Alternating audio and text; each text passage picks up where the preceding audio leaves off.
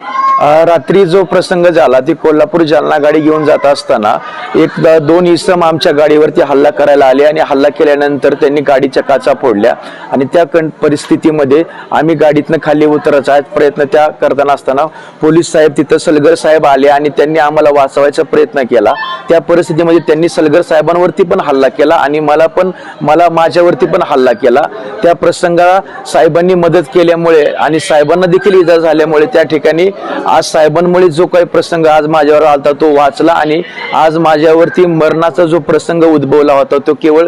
Police प्रशासनाच्या सतर्कतेमुळे आज माझा जीव वाचलेला आहे, अन्यथा त्या ठिकाणी माझा जीव पूर्ण गेला असता अशी परिस्थिती त्या लोकांमुळे माझ्यावरती झाली होती।